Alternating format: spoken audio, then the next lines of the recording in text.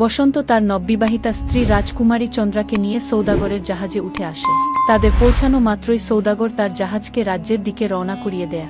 তবে সৌদাগরের মনে তখনও সেই একই প্রশ্ন ঘুরপাক খাচ্ছিল, সে কেন বসন্তকে নিজের সঙ্গে স্বয়ম্বর সভায় নিয়ে গিয়েছিল? রাজকুমারী চন্দ্রা কেন তাকে মালা পরিয়েছিল?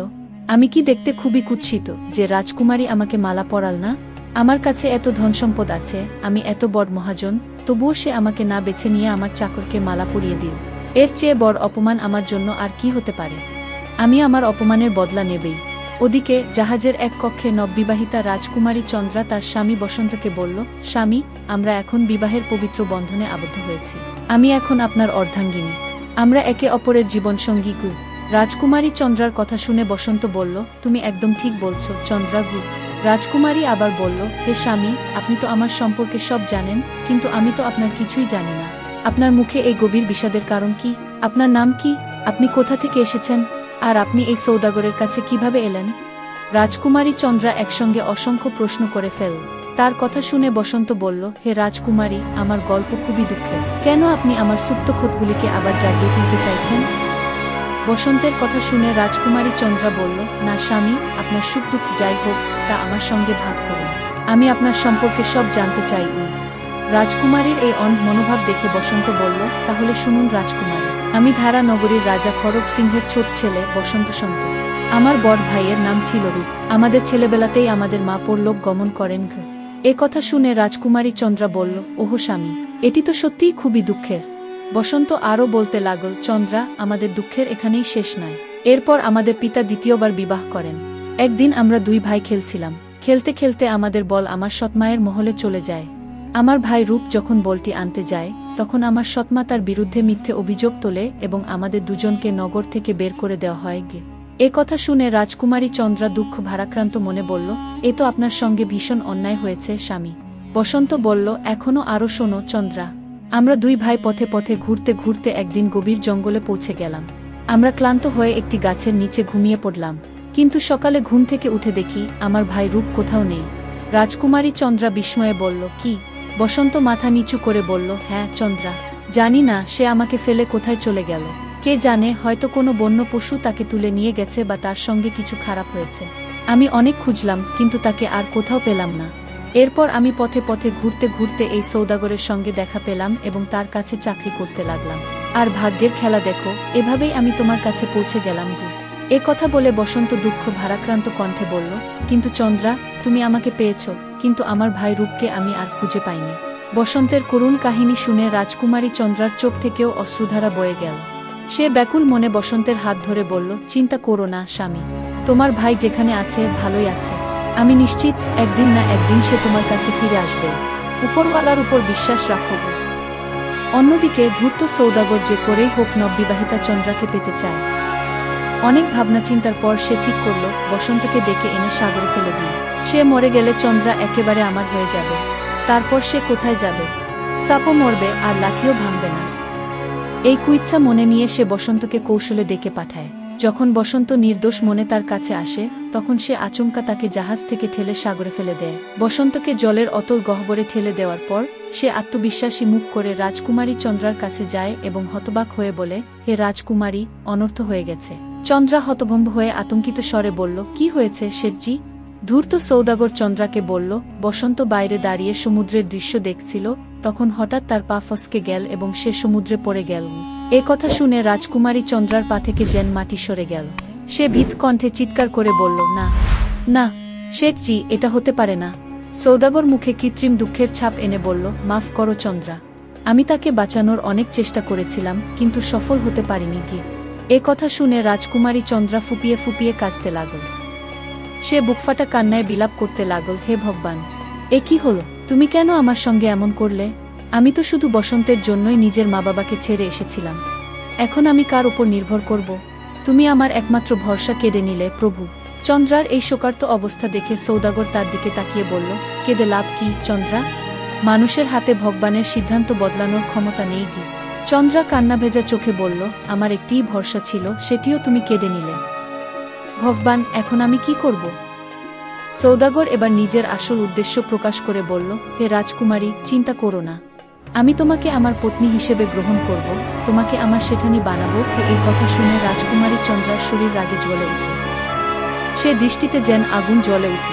সৌদাগরের দিকে তীক্ষ্ণ দৃষ্টিতে তাকিয়ে সে বলল, দুর্বৃত্ত, তুমি এমন কথা বললে কি করে? দূর হয়ে যা আমার চোখের সামনে থেকে। আমি তোমার নোংরা মুখ দেখতে চাই না। এ কথা শুনে সৌদাগর রাজকুমারীর দিকে এগিয়ে এসে তাকে স্পর্শ করার চেষ্টা করল, কিন্তু রাজকুমারী তীব্র কণ্ঠে বলল, ধূর্ত সৌদাগর, আমি একজন সতী স্ত্রী। যদি তুমি আমাকে স্পর্শ করার চেষ্টা করো তাহলে সঙ্গে সঙ্গে ভস্ম হয়ে যাবে। রাজকুমারীর এই কথা শুনে সৌদাগর থমকে গেল। কিছুক্ষণ চুপ করে থাকার পর সে বলল, আরে চন্দ্রা, এত রাগ করছো কেন? আমি তোমাকে রাজমহলের রানী বানাবো। অসংখ্য দাসী তোমার সেবা করবে। তুমি যা চাইবে আমি তোমার পায়ের কাছে এনে দেব। সৌদাগরের কথা শুনে রাজকুমারী চন্দ্রা কঠিন কণ্ঠে বলল, হে দুষ্ট লোক, তোমার বুদ্ধি কি একেবারে নষ্ট হয়ে গেছে? আমি একজন পতিব্রতা স্ত্রী। তুমি আমাকে কি মনে করেছ? ভগবানের দোহাই, চলে যাও আমার সামনে থেকে। চন্দ্রার কঠোর কথা শুনে সৌদাগর চুপচাপ সেখান থেকে চলে গেল। তবে মনে মনে সে ভাবতে লাগল, চন্দ্রা আর কতদিন আমাকে প্রত্যাখ্যান করবে? একদিন না একদিন সে আমার হবেই। তার তো আর কোনো উপায় নেই। কিছুদিন পর সৌদাগরের জাহাজ তার রাজ্যে পৌঁছে গেল। অন্যদিকে যখন বসন্তকে সৌদাগর সমুদ্রে ফেলে দিয়েছিল, তখন ভাগ্যক্রমে সে একটি কাঠের টুকরো পেয়ে যায়। সেই কাঠের টুকরো ধরে দীর্ঘদিন সাগরের সঙ্গে লড়াই করে সে প্রাণে বেঁচে যায়। তারপর অনেকদিন ধরে পথে পথে ঘুরতে ঘুরতে সে ঠিক সেই রাজ্যে এসে পৌঁছায় যেখানে সেই ধূর্ত সৌদাগর বাস করত। দুর্ভাগ্যের মারে বিধ্বস্ত বসন্ত ক্লান্ত বসন্ন অবস্থায় ঘুরতে ঘুরতে এক উদ্যানে পৌঁছায় এবং সেখানেই বসে পড়ে। সে জানতেও পারল না যে সেই প্রতারক ব্যবসায়ীও একই নগরে বাস করে।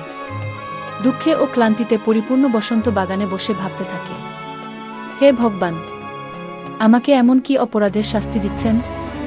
কেন আমার কপালে কেবল দুঃখই লিখেছেন? প্রথমে আপনি আমার মায়ের ভালোবাসা কেড়ে নিলেন, তারপর আমার প্রাণপ্রিয় ভাই রূপকে আমার থেকে বিচ্ছিন্ন করে দিলেন, তারপর আমার জীবনে সামান্য সুখের ঝলক নিয়ে এল চন্দ্রা, কিন্তু সেটাও আপনি সহ্য করতে পারলেন না।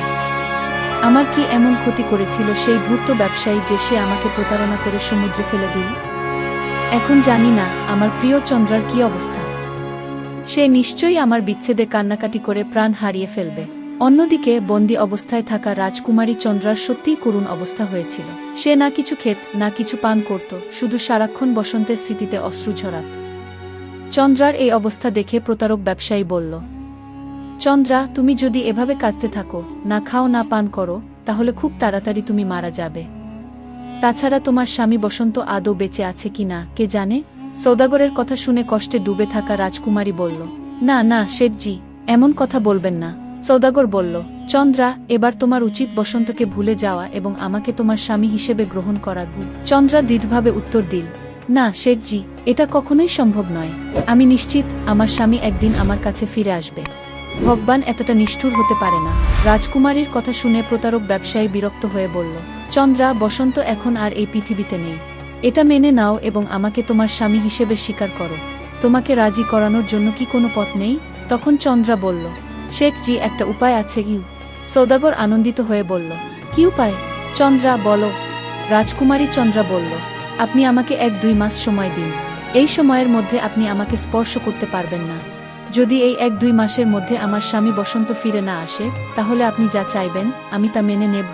সৌদাগর খুশি হয়ে রাজি হয়ে গেল এবং বলল, 1-2 মাস তো কি, আমি তোমার জন্য 1-2 বছর কিংবা 1-2 জন্ম পর্যন্ত অপেক্ষা করতে পারি। এ কথা বলে সৌদাগর সেখান থেকে চলে গেল এবং রাজা রূপের কাছে অনুরোধ জানিয়ে তার বাড়ির সামনে কড়া প্রহরার ব্যবস্থা করিয়ে নিল। তার অনুরোধে রাজা রূপ প্রতিদিন তার রাজদরবার থেকে 2 জন রাজকীয় সৈন্য পাঠাতে লাগলেন তার বাড়ির প্রহরার জন্য। এভাবেই সময় কেটে যেতে লাগল। বসন্ত তখনও জানত না যে তার ভাই রূপ বেঁচে আছে এবং এই নগরের রাজা হয়ে বসে আছে। সে রাজা রূপের সেনাবাহিনীতে একজন সাধারণ সৈনিক হিসেবে যোগ দেয়া। একদিন হঠাৎ করেই কাকতালীয়ভাবে প্রতারক ব্যবসায়ীর বাড়ির প্রহরার দায়িত্বে থাকা 2 সৈন্যের একজন হয়ে যায় বসন্ত। রাতে 2 জন সৈন্য ব্যবসায়ীর বাড়ির বাইরে প্রহরা দিতে থাকে। তখন দ্বিতীয় সৈন্য বসন্তকে জিজ্ঞেস করে, মিত্র, যদি কিছু মনে না করো তাহলে তোমার কাছে একটা প্রশ্ন করতে পারি? বসন্ত বলল, হ্যাঁ ভাই, নিশ্চয়ই। কি জানতে চাও? সৈন্য বলল, ভাই, যেদিন থেকে তুমি রাজা রূপের বাহিনীতে যোগ দিয়েছ সেদিন থেকে তোমাকে লক্ষ্য করছি। অনেক দিন হয়ে গেল, কিন্তু আমি কখনো তোমাকে হাসতে বা আনন্দ করতে দেখিনি। তুমি সবসময় একাকী ও দুঃখী মনে হও। তোমার এমন কি দুঃখ আছে যে তোমার মুখে কখনো হাসি দেখি না? সঙ্গীর কথা শুনে বসন্ত দীর্ঘশ্বাস ফেলে বলল, ভাই, তোমাকে কি বলবো? যদি শুধু একটি দুঃখ থাকতো তাহলে বলতাম, কিন্তু ছোটবেলা থেকেই দুঃখ আমার সঙ্গী হয়ে আছে। যত দিন গেছে আমার কষ্ট কমার বদলে বেড়েই চলেছে। বসন্তের কথা শুনে তার সঙ্গী শূন্য বলল, ভাই, আমাদের কাছে তো পুরো রাত আছে। তুমি তোমার জীবনের পুরো গল্প আমাকে বলো। শোনা যায় দুঃখ ভাগ করলে তা কমে যায়। বসন্ত বলল, আমার মনে হয় না আমার দুঃখ কখনো কমবে, তবে আমি তোমাকে আমার জীবনের কাহিনী বলবো। এই বলে বসন্ত তার শৈশবের কথা বলতে শুরু করল, কিভাবে সে ও তার ভাই একসঙ্গে হাসি খুশি দিন কাটাত, কোনো দুঃখ বা চিন্তা ছিল না, কিভাবে তাদের মা বাবা তাদের আদর করত, কিভাবে প্রতারক ব্যবসায়ী তাকে জাহাজ থেকে সমুদ্রে ফেলে দিয়েছিল, কিভাবে সে প্রাণে বেঁচে গিয়ে রাজা রূপের বাহিনীতে যোগ দিয়েছিল। কথাগুলো বলতে বলতে বসন্তের চোখ দিয়ে অশ্রু গড়িয়ে পড়তে লাগল। তার সঙ্গী সৈন্য বসন্তের দুঃখগাথা শুনে গভীরভাবে আবেগপ্রবণ হয়ে পড়ল এবং বলল, সত্যি মিত্র, তোমার জীবন তো খুবই কষ্টময়। তোমার দুঃখের কাহিনী শুনে আমারও চোখে জল চলে এল। অন্যদিকে বাড়ির ভেতরে বন্দী অবস্থায় থাকা রাজকুমারী চন্দ্রা চুপচাপ বসেছিল। যখন বাইরে বসন্ত তার জীবনের দুঃখের কথা বলতে শুরু করল, তখন পরিচিত গল্প শুনে তার কান খাড়া হয়ে গেল। রাতের নিস্তব্ধতায় বসন্তের কষ্টভরা কথাগুলো তার কানে পৌঁছাল।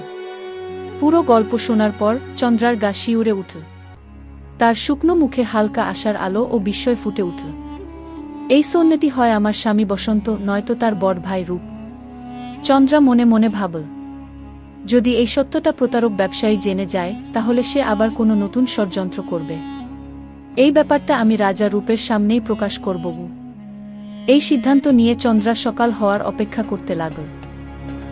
সকাল হতেই সুযোগ বুঝে সে ব্যবসায়ীর বাড়ি থেকে পালিয়ে সরাসরি রাজপ্রাসাদে চলে গেল এবং রাজা রূপের সামনে হাজির হয়ে বলল, মহারাজ, গতকাল রাতে যেসব সৈন্য আমার বাড়ির বাইরে প্রহরায় ছিল তারা চোর। তারা বাড়ি থেকে মূল্যবান জিনিসপত্র চুরি করেছে। চন্দ্রার কথা শুনে রাজা রূপ সঙ্গে সঙ্গেই সৈন্যদের নির্দেশ দিল, গত রাতে ব্যবসায়ীর বাড়ির প্রহরার দায়িত্বে থাকা সৈন্যদের অবিলম্বে আমার সামনে হাজির করা হোক। রাজা রূপের আদেশ পেয়েই সৈন্যরা তৎক্ষণাৎ বসন্ত ও তার সঙ্গীকে ধরে নিয়ে আসে। যখন তাদের রাজা রূপের সামনে পেশ করা হয়, তখন বসন্ত অবাক হয়ে যায়। সে তার ভাই রূপকে চিনতে পারে, কিন্তু তাকে রাজাসনের উপর বসে থাকতে দেখে বিস্ময়ে হতবাক হয়ে যায়।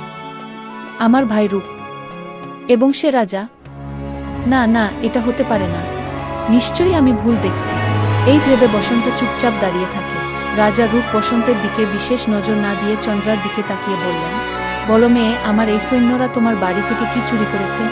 চন্দ্রা নম্রভাবে বলল, মহারাজ, আমাকে ক্ষমা করুন, আমি ইচ্ছাকৃতভাবে এই সৈন্যদের উপর মিথ্যা চুরির অভিযোগ এনেছি। চন্দ্রার কথা শুনে রাজা রূপ রাগে ফেটে পড়লেন। তুমি কি বলছো মেয়ে? এটা কি ধরনের কৌতুক? চন্দ্রা বলল, হ্যাঁ মহারাজ, আমি সত্য বলছি, তারা কোনো চুরি করেনি। তবে আমার আপনার কাছে এক অনুরোধ আছে। আমি তাদের সেই গল্প আবার শুনতে চাই, যা তারা রাতের প্রহরার সময় নিজেদের মধ্যে বলছিল। এই গল্প এক ব্যক্তির জীবন মৃত্যুর প্রশ্নের সঙ্গে জড়িত। রাজা রূপ চন্দ্রার অনুরোধ শুনে একটু ভেবে দেখলেন এবং তারপর সৈন্যদের দিকে তাকিয়ে বললেন, তোমাদের মধ্যে যে রাতের বেলা গল্প বলছিল, সে এখনই রাজসভায় সেই গল্প পুনরায় বলবে। রাজা রূপের আদেশ শুনে বসন্ত বলল, জি মহারাজ। এই বলে বসন্ত আবারও নিজের জীবনের দুঃখের কাহিনী বলতে শুরু করল। যতই গল্প এগোতে থাকল, রাজা রূপের মনে সন্দেহ দানা বাঁধতে লাগল। এটা তো আমাদের দুভাইয়ের জীবনেরই গল্প, এও কি সম্ভব? রাজা এবার বসন্তকে ভালো করে দেখতে লাগলেন, আর তখনই তিনি চিনতে পারলেন, এ তো আমার নিজের ছোট ভাই বসন্ত। ভাইকে চিনতেই রাজা রূপ আনন্দে বাক্রুদ্ধ হয়ে পড়লেন। তার মুখ থেকে কোনো কথা বেরোচ্ছিল না। যখন বসন্ত তার গল্প শেষ করল, তখন রাজা রূপ হঠাৎ উঠে দাঁড়ালেন এবং আনন্দে চিৎকার করে বললেন, আমার ভাই বসন্ত। এই বলে তিনি দৌড়ে গিয়ে বসন্তকে শক্ত করে জড়িয়ে ধরলেন। আনন্দ ও আবেগে দুই ভাইয়ের চোখ দিয়ে টপটপ করে অশ্রু ঝরতে লাগল। অন্যদিকে রাজকুমারী চন্দ্রাও এই দৃশ্য দেখে আনন্দে কেঁদে ফেলল। রাজদরবারের সবাই এই মিলন দেখে অভিভূত হয়ে গেল। সবাই হাততালি দিতে শুরু করল এবং অনেকের চোখে জল চলে এল। দুই ভাইয়ের প্রেম ও মিলন দেখে রাজসভায় এক আবেগঘন পরিবেশ সৃষ্টি হল। মহারাজ রূপের আদেশে সেই দুষ্ট সওদাগরকে সঙ্গে সঙ্গে ধরে ফেলা হয় এবং সেই নীচ ব্যক্তিকে জীবন্ত মাটির নিচে পুঁতে ফেলা হয়। এরপর বসন্তের অনুরোধে দুই ভাই ধারা নগরীতে ফিরে যান এবং তাদের পিতা রাজা খড়গ সিংহের কাছে সমস্ত সত্য উদ্ঘাটন করেন। সত্য জানতে পেরে রাজা খড়গ সিংহ হাঁটু গেড়ে বসে দুঃখে বিলাপ করতে থাকেন। তিনি কাঁদতে কাঁদতে বলেন, আমি এক বিশাল পাপ করে ফেলেছি। হে ঈশ্বর, আমাকে ক্ষমা করুন। যদি আমি আমার রানীর কথা শুনতাম, তাহলে এত বড় অপরাধের ভাগীদার হতাম না। এরপর তিনি তৎক্ষণাৎ তার সৈন্যদের আদেশ দেন, সেই কুটিলা রানীর মুখ কালো করে তাকে গাধার পিঠে বসিয়ে পুরো রাজ্যে ঘুরিয়ে আনো। অবশেষে সেই নিষ্ঠুর রানীকে রাজপ্রাসাদ থেকে বিতাড়িত করা হয়। রানীকে শাস্তি দেওয়ার পর রাজা খড়গ সিংহ তার সমস্ত রাজ্য সিংহাসন দুই পুত্রের হাতে তুলে দেন এবং নিজের পাপের প্রায়শ্চিত্ত করতে অরণ্যে চলে যান। রাজা রূপ আনন্দের সঙ্গে বসন্তকে ধারা নগরীর সিংহাসনে বসিয়ে তার রাজ্যাভিষেক করেন এবং নিজে নিজের রাজ্যে ফিরে যান।